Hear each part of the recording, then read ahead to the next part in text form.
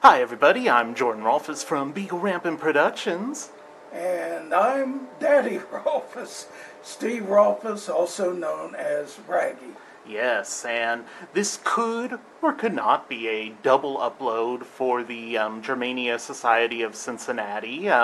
We are here in Bayreuth enjoying the Wagner Bayreuth Festival. So, if you guys know how to read music in a mirror, let us know what that leitmotif is. And yeah, right now we are going to give you the whole shebang from buying the tickets to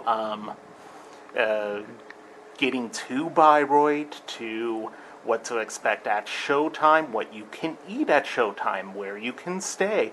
All of that, we're going to let you know what we thought of the performances, and I should let you guys know that the opinions expressed here are those of Beagle Rampant Productions and us. They do not necessarily reflect the opinions of the Germania Society of Cincinnati, should I decide to upload this in whole or in part to Germania's YouTube channel. So yeah, Wagner built the Festspiel house here in Bayreuth for his own operas because he thought, no institution could accommodate him. So he was like, well, I'll just build my own theater then. And we'll let you guys know what we think and what to expect. Beagle. One note on this Commodore Plus 4 will send you to a faraway land.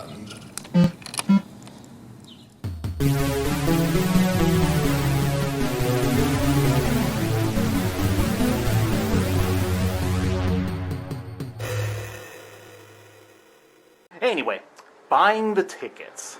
So there are two ways you buy the tickets. You can either fill out the order form, and that usually happens in October. I filled out my order form a few days late, and I was almost certain they were not going to be able to accommodate us.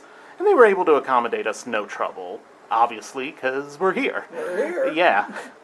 But another way you can do it is the online instant purchase. That begins in December. So, and also, if you guys know about the Ring Cycle, which is his 4 opera series all around Germanic mythology, if you do the order form in October, kind of the, preferred way to order the tickets for the festival, you have to order the Ring as a series if you're doing the order form. If you do the online instant purchase, which opens up in around December, you can do the individual Ring performances then. And you have to wait in an hour and a half long queue if you want to do the online instant purchases. People say it's really difficult to get tickets, so there's kind of a notorious reputation of not being able to get tickets too easily to the festival, but we filled our order form out late and we were still able to pull it off. So I guess we either got lucky or we're doing the Ring Cycle in Parseval, and we just got back from Parseval. We're still in our fancy clothes, but You're so important, we dressed up we dressed up for you. Yeah. These are the productions from last year's Ring Cycle in Parseval, so maybe that had something to do with it a little bit here. So, yeah, buying the tickets, you can use PayPal. There are foreign transaction fees of around 12%, so that could add up. And there are different price levels you can get to, and you can get tickets for pretty cheap. You have your order form all ready to go, and they say, we can go ahead and accommodate your tickets. Please send us the payment now. So obviously, what you're going to want to do is book your hotel room. Before you pay the festival, book the hotel room. So you have about a week to actually pay the Bayreuth Festival. So, they're not going to just give it away after a week. You're kind of locked in, and you'll be able to, send the payment in about a week. you want to book the hotel. This is like my third choice of hotel, and yeah, it's the Hotel Rheingold. It has its good things. It has its not so good things. It's a 3-star. You don't have a lot of classy amenities, but you do have a paid shuttle to and from the festival house.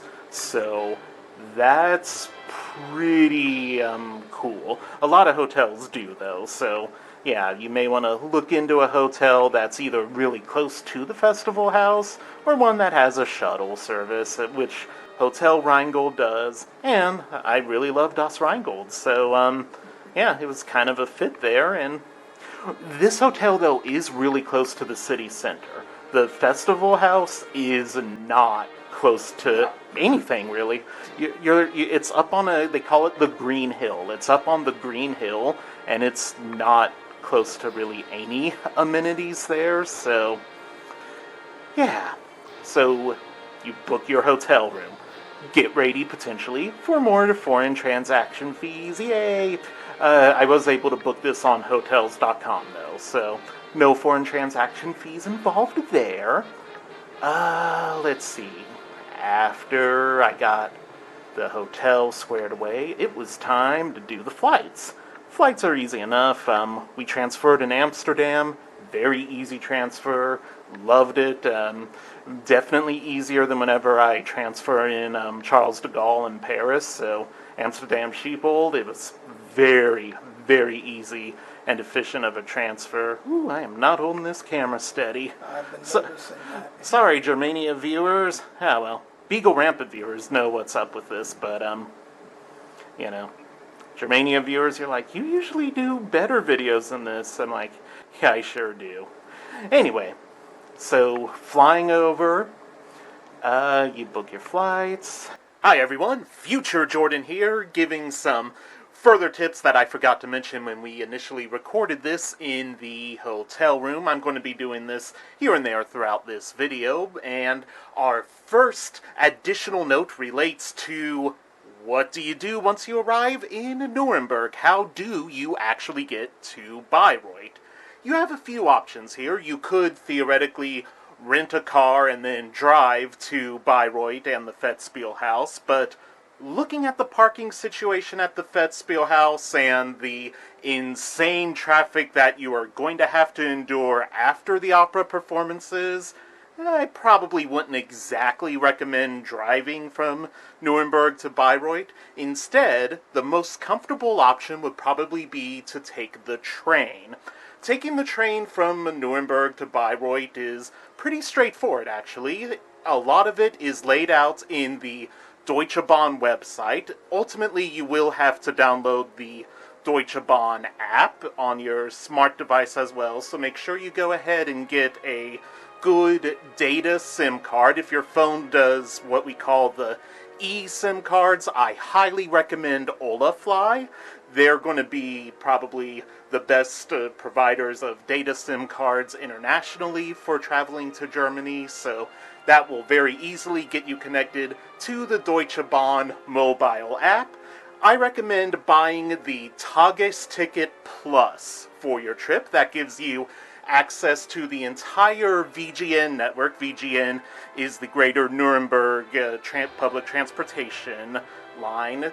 The Tagesticket Plus gives you access to that entire line, and it also includes a couple of different people on that as well. Raggy and I were able to use that ticket with no problem. We had a conductor come on the way to Bayreuth, and he scanned our ticket on the mobile app, and he also wanted to verify my passport. So actually taking the train is pretty easy. Once you arrive in Nuremberg, you'll have to take the U-Bahn, and if you bought the Tagesticket Plus, you can ride the U-Bahn as much as you want, the U-Bahn being, of course, the underground subway system for Nuremberg, and you can take as many U-Bahns as you would like. I recommend taking one a little bit earlier than the time for your regional express train from Nuremberg to Bayreuth, because In the previous vlog for Bayreuth, you may have noticed that we got a little bit lost and we made a couple of wrong turns, so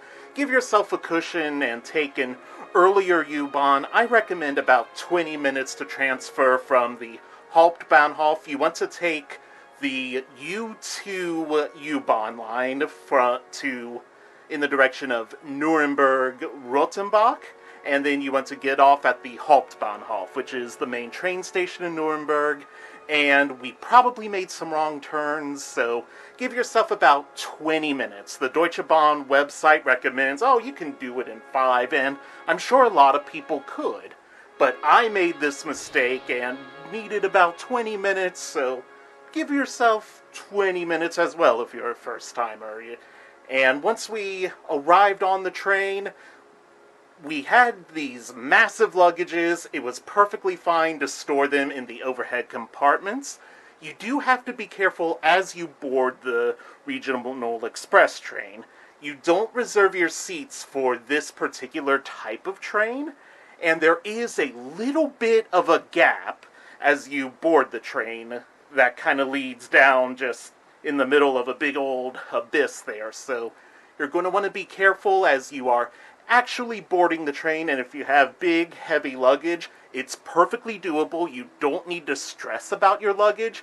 Just remember that you got to be kind of quick, and you have to be a little bit strong and a little bit careful, but it is perfectly doable. I don't want to freak you out like how I was kind of freaking out with luggage. Your luggage is going to be fine. I had, like, the biggest green roller bag that you could possibly buy, and it was perfectly fine for the regional express train. The regional express train is the smallest type of train that they have. Oh, there might be a smaller one, but this is a small train. It's almost essentially like an inner-city bus here, going from Nuremberg to Bayreuth. On the return, however, from Bayreuth back to Nuremberg, it was not as comfortable as an experience. And I think our experience going down might have been a bit of an outlier during festival time, because it was the beginning night of the festival, but as the festival went on, I'm sure crowds probably increased pretty substantially, so you could potentially be looking at some standing room on your regional express trip from Nuremberg to Bayreuth. We had a very difficult one coming back from Bayreuth to Nuremberg. It was standing room only. We were in the exit car, the compartment where you actually exit the train, and there was no air conditioning there, and it was not very comfortable at all. So that was not super pleasant, but the ride down was definitely pleasant. So the trains, don't overthink them. They're quite easy to navigate. I've read horror stories about the Deutsche Bahn organization, but it was absolutely fine in our experiences there. And I do also want to let you know that the times that are listed on the schedule is when the train is departing from the station. So that doesn't mean, the train arrives there, I'll have a few minutes to go ahead and get everything together. No, that's when the train is going to leave, so you need to be on point and ready to go before the time listed on your Deutsche Bahn app there. I hope that made sense to everyone. And then packing. You need your fancy suits. Get something to wear during the day to walk about town, and, you need fancy suits. Guys, we can, recycle a white shirt several times. I mean, we aren't, because, everyone knows, guys knows what's up, but no, we aren't. We brought different fancy shirts, quite a bit here, because, you sweat a little bit in the festival house. No air conditioning. No air conditioning, no ventilation really at all to speak of. It's funny, the weather has been awful on this trip. It's been very cold, very rainy. Make sure you guys prepare for the potential of cold rain, because apparently a summer festival around here means late October, early November back in Cincinnati. So Yeah, definitely. Guys, we can get away with, recycle a white shirt, put a different tie on, you're good to go, no one's any the wiser. People wear tuxedos. I did see a person in t-shirt and khakis. He got a lot of looks, but he definitely did that. Ladies, you're going to need to bring quite a few dresses, because, people will notice if you reuse the dress. I noticed. They're dressed to the nines. They do, yeah. There was one woman who was, in a really cool thing tonight, but, It's like a 1930s movie. it is. It feels kind of like the Oscars a little bit, but, yeah. There were these two girls that I saw. I noticed them, because they were kind of pretty, but also, they, wore the same dress, for the past 3 nights of the ring cycle, and it's ooh, if I'm noticing that, other people are noticing that. The ladies will notice that. For sure. Definitely, yeah. So, yeah, you'll need to pack quite a few dresses, maybe even a few pairs of shoes. Again, guys, we can pool. Actually, these shoes right here, these are just my normal, Skechers shoes. There is nothing fancy about this. It can look like a dress shoe very easily. But, yeah, so that's what you should bring. You bring a warm weather gear. There's a coat check in the festival house, so you don't need to worry about umbrellas. And also a cool thing that the festival house has is, they have these umbrellas that you can, pick up and carry from, intermission back to the festival house. So the performances go for, depending on which opera you're doing. His 2 shortest operas are The Flying Dutchman and Das Rheingold. Those begin at 6 o'clock, and I don't think they have any intermissions. All the others begin at 4 o'clock, and the intermissions are 1 hour in between each act. So what do you do during these intermissions? Well, there are plenty of places to go ahead and chow down at the festival house. You may want to consider potentially getting a table at the Green Hill Kitchen, which is, you have to make a reservation. Yes, as you can see, Raggy has a wristband there. You have to make a reservation ahead of time for your table for the Green Hill Kitchen, or for... Green Hill Kitchen is a self-service buffet kind of thing. The 1813 restaurant is a fancy, very fancy gourmet full sit-down experience there. And of course, you'll have plenty of time to eat, have some beers and all that. Oh, they have beer? Yeah, they have beer. Yeah, there's been lots of... Meisel is the... Eiselweisse. Yeah, Meiselweisse has been very, very common around here. That's kind of like the go-to. I don't really like the food at the Von Food. Von Food is the catering company that does all of the food for the Bayreuth Festival, but the Green Hill Kitchen, I'm not super wild about the food there, but it is what it is. I mean, I'm certainly not starving on this trip, so yeah, but Not being overfed either. I'm not being overfed either. Where it's European kind of portion. Not the it's European buffet, not American Golden Corral. All you can eat. Are you challenging me? So, yeah, plenty of things to do in intermission. There are long lines though for the regular stands, and getting a place to sit might be a little tricky. So if you want to lock yourself in, you may want to reserve those restaurants. That can get a little on the pricey side, though, if you want to do it for each night. But, hey, we're always guaranteed a table. And it's always dry on us, too, when we go. And table 34, that's the one we've been having for Right next to the bar. Right next to the bar. They know how to hook us up. The Bayreuth Festival is famous for having no bells or chimes before the beginning of each act.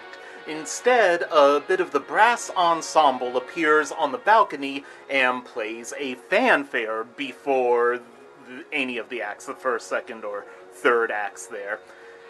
Usually, if you hear one fanfare, that means you have 15 minutes to get to your seat, and it's 15 minutes before showtime. If you hear two fanfares, that means you have 10 minutes, and if you hear three fanfares, that means you have 5 minutes. I did notice that they rang almost like a school bell, though, right before they were getting ready to close the door. They would normally ring the bell, close one of the doors, and that was kind of the symbol of, you guys seriously need to get into your seats, like, right now.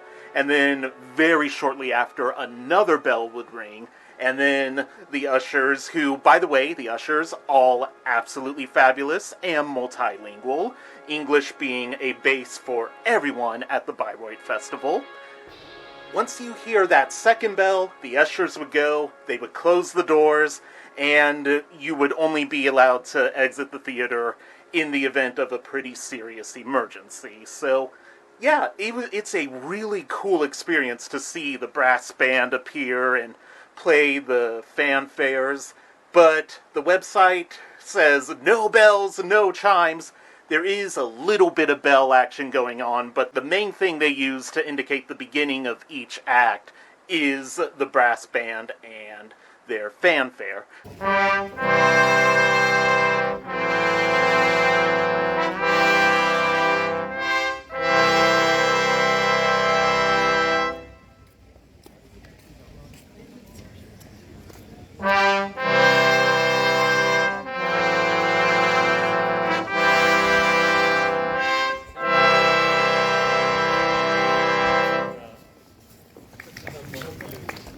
And also with the intermission times, the curtain calls, I've noticed, tended to count against the intermission times. So if curtain call went on for about 10 minutes, the actual intermission would only be about 50 minutes. This is just my experiences because I looked at my watch to kind of time, and it was interesting to see, okay, how's the director's tempo going on this? I know roughly how long each of these acts should go, so yeah, I was looking at my watch to see, okay, is the conductor slower here, faster there, etc., etc. It's not that I was bored or anything like that.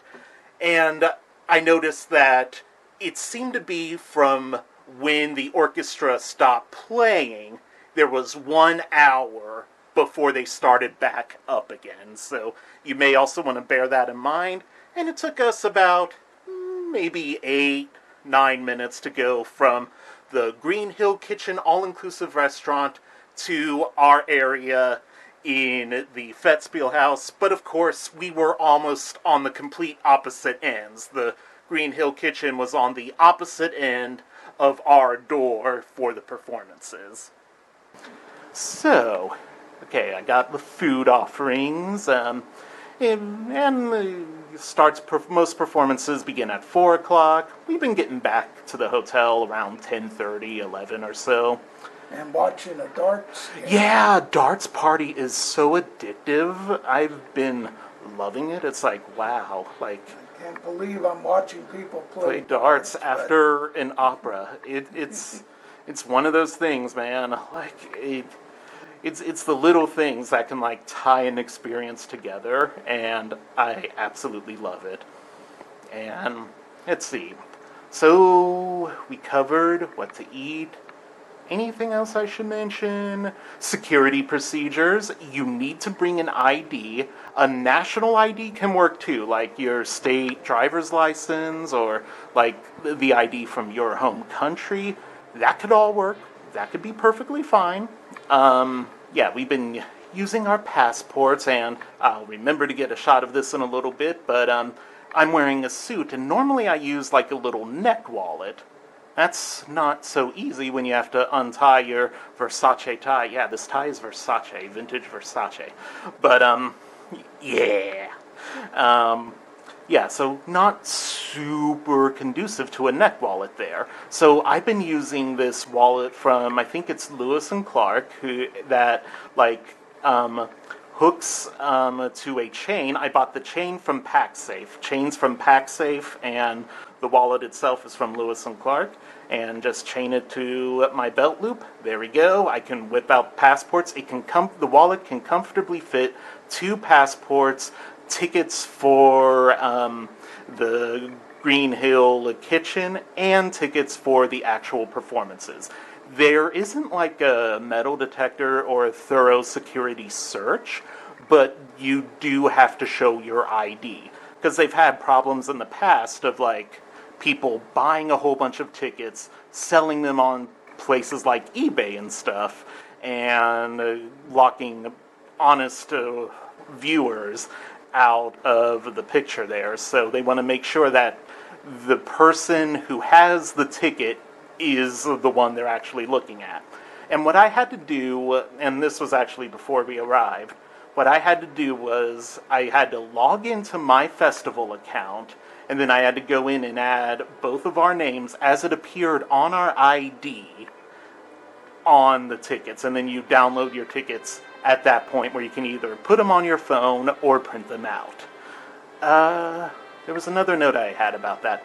Oh yeah, keep regularly checking the festival website, because we actually missed out on a performance after Das Rheingold. They were doing like an artsy interpretive dance thing for Tristan and Isolde. So, but we would have missed the shuttle bus back to the hotel if we did that.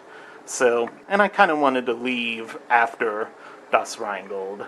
And so, and in terms of what you're allowed to bring, they don't really want you setting stuff on the floor. We have been sneaking away program booklets, which cost, yeah, don't tell no one, internet. It's not like no one watches this channel anyway, though. But, maybe some people watch the Germania one, but Beagle Rampant, you guys knew what you were in for. But we've been sneaking like programs, umbrellas on the floor there. No one said anything to us, so that was cool. But like, in terms of like bringing your own cushions, don't do. It's like that small too of an umbrella we're bringing. If your umbrella's bigger than that, use the coat check. Don't bring your own cushions. I've seen this pop up on the internet. Bring your own cushion. No, don't do that. They will probably not be zen with that. And the seats in the festival house, I mean, they're world famous for being these medieval torture devices. No. They're comfortable. No, they're not. Reasonably. Comfortable's not the word. Medieval torture device is not the word either. We've been able to. We've done. We've roughed it every night. Yeah. Like, we've done Das Rheingold, Die Walküre, Siegfried, and tonight was Parsifal. Go to Dämmerungs tomorrow night. So, yeah, we've been able to, like, enjoy that. And, like, enjoy the seats decently enough. Like, sometimes your tailbone hurts at the second act of Siegfried, but yeah, move around and you're like, I didn't know my tailbone weighed that much. Let's see, curtain calls when it's time yeah, so we've only ever done operas in Cincinnati. There's one curtain call at the end of the opera in Cincinnati, lasts about 5 to 10 minutes. 10 minutes if they're like really wanting to, revel in some applause there. Here, there are curtain calls after each act, and the curtain calls can go on for about 20 minutes or so.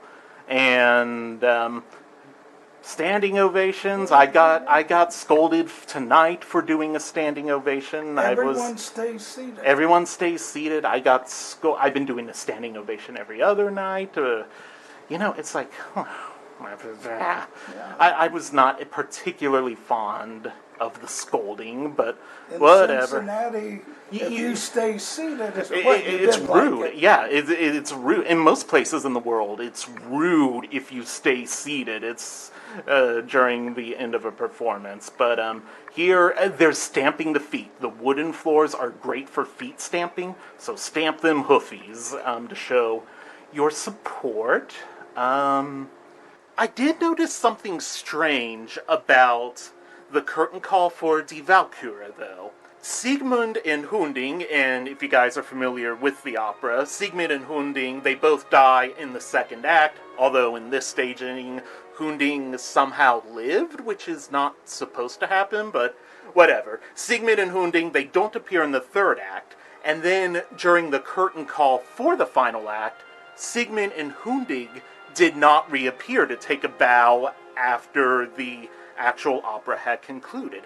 This was the only time that happened, because in Siegfried, Fafner and the Woodbird absolutely was amazing in Siegfried, and Mime and Albrecht, they all appeared after the third act, and this was also true with the Flower Maidens in Parsifal, so yeah, I don't know why Die Walküre was such an outlier on that. I don't know what the reasoning was, but and it was also kind of weird because we only ever experienced operas here in Cincinnati where there's just one curtain call, one comparatively quick curtain call at the end of the final act. And so we were already kind of confused that they were doing curtain calls after each act there. And now, for the big question, do you actually applaud after the first act of Parsifal? And the answer is yes. We did applaud after the first act of Parsifal, but there was no curtain call for that act. And as you may remember from one of my previous videos, that was kind of a tradition started by Wagner himself. There was, after the second act, people were going crazy with applause, and he got up and addressed the audience saying that he wanted to keep the atmosphere solemn and kind of serious, so there would not be a curtain call after the final act, and people took that to mean, okay, so we don't applaud. And then he had to address them again, saying, no, I didn't mean don't applaud, we just aren't doing a curtain call now. And also, as I mentioned, he didn't really understand if people actually liked it, and when it debuted, the reviews were kind of mixed, but it kind of became a tradition since then that you don't have a curtain call after the first act of Parsifal, and sometimes people interpreted that to mean don't applaud. If you go to the Bayreuth website, it mentions there's not really a clear answer as to whether or not you clap after the first act of Parsifal, but in our case, we did applaud and we did clap, which we should. You should give them a nice round of sound after they do a good performance. But there was no extended curtain call, which meant our intermission after the first act of Parsifal was a little bit longer. And speaking of what we're seeing on stage, I guess now we've talked about what you can expect. Safety and security, I mean, while they don't go through a thorough security check or anything, I feel absolutely safe there because there's tons of cops at this place. German cops. Yeah, tons of German cops. You don't want to mess with them. And so now let's go on to the actual performances that we're seeing. The Ring Cycle. We've seen the first 3 of the Ring Cycle. If this was an audio recording, I think it would be among my top. The singing has been fabulous. Simone Young has been conducting the orchestra to absolute greatness. The staging is atrocious. Yeah. It's terrible. Let's put it this way. Yeah. Bugs Bunny did it better. He really did. As far as staging. Yeah, I'm going to put up some of the shots from the book there. The Ride of the Valkyries was them getting plastic surgery. And during the one crescendo part, they hold up their shoes they bought. Yeah. At that point, I went, oh my God, no. Donner does not open up the Rainbow Bridge. He misses swinging an apple with a golf club. I honestly... Swinging a golf club instead of a misses. hammer. And misses. And don't forget Fafnir. Fafnir is a dying old man, not you a dragon. don't slay the dragon. Yeah. It's an old man who dies of old age. Who dies of old age. During the anyone who knows the music freaks out. This is why people call Wagner the death metal of classical music. And on stage, everyone's just standing around watching an old man twitch and die. It almost feels like this production by Valentin Schwartz is a middle finger to anyone who flies over to this country to see this. Yeah, we crossed an ocean. We crossed an ocean to do and it this. opens up with an old man by a kiddie pool with little kids throwing beach balls. Yeah. I'm not kidding. That's how it starts. This is how it starts. Yeah, he's not joking. Albrecht does not take gold. He abducts a child, and they do who's wearing a gold cap. And they do something. I think it might actually even be Hagen. I don't know. I tried to read through that nonsense. This is an atrocious staging. There are maybe some glimmers of good stuff. That's why I give it a 2 out of 10.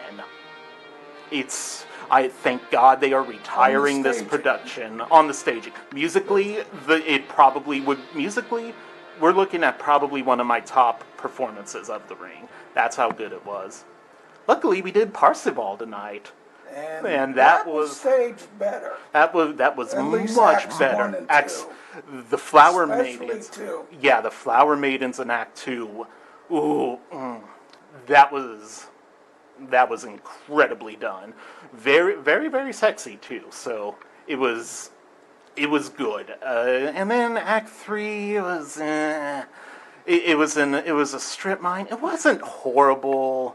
It was a strip mine. I don't like that Kundry didn't die, and I don't like that Parsifal smashed the Holy Grail at the end. Which was a crystal. Which has a connection to the novel, if you remember my Lohengrin Parsifal video. So, yeah, I mean, so musically, though, again, we're looking probably top. This might be my favorite Parsifal I've heard. Yeah, Which is an opera that you're probably never going to see in the United States. Maybe at the Met. Yeah, maybe in some of the huge cities. One of the really I'm not big ones. I'm not holding my breath for it to come to Cincinnati unless anyone from the opera is watching this. Can I have a Parsifal or a Ring? You can do that for me, and maybe toss me a like and a subscribe. But yeah, it was the staging, maybe an 8 out of 10. It loses points for that third act nonsense. Musically, maybe an 11 out of 10. It was that good. So Parsifal really hit it out of the park. So yeah, that's pretty much been our experience. If there's anything really noteworthy in Götterdämmerung tomorrow night, we might pop back in. But honestly, I kind of don't want to give that production of The Ring any more airtime. It's like, I told you it's horrible, and it's horrible. Simone Young, the singers, and the orchestra are doing really great. Loge and Albrecht, particularly, and Mime, they were like hitting it out of the park. But yeah, great music. The musicians and actors are doing what they need to do, but a horrible staging, and I don't want to give it any more deference on these videos. So we'll show some pictures. We'll show pictures. You will not believe how much. It's almost like they're giving a middle finger to opera attendees for this. It's horrible. It really is. But anyway, thank you guys so much for watching. Make sure you like, comment, and subscribe. You know you're the best fans of any YouTuber in the world. Oh, you will need to subscribe to Beagle Rampant at Beagle Rampant.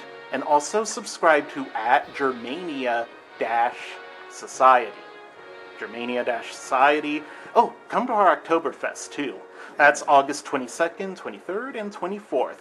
It's not it usually is the last weekend in August, but it's not that this year because of the Labor Day holiday. So you want the second last weekend of August for Germania's Oktoberfest. So, which we have it in August for the weather. Mostly for the weather, and also because, like, we were the first Oktoberfest in the area, so, like, we get to do it first, which is good because weather. I'm actually, it's sad to leave Bayreuth in Germany, but I'm kind of looking forward to getting back to the hot humidity of Cincinnati. Oh, that is another thing. So, in terms of the festival open air, we didn't do the festival open air because it was canceled due to precipitation and cold weather. They do not provide chairs for the festival open air, though, but there is a Woolworths on Maximilian Street in the city center, so if you're looking for a place that would be a good candidate to sell a cheap chair, look at Woolworth. And there's lots of discount stores around here, too, so you should be in good shape for that. Anyway, thank you guys so much for watching. Like, comment, and subscribe. You're the best fans of any YouTuber in the world. Auf Wiedersehen!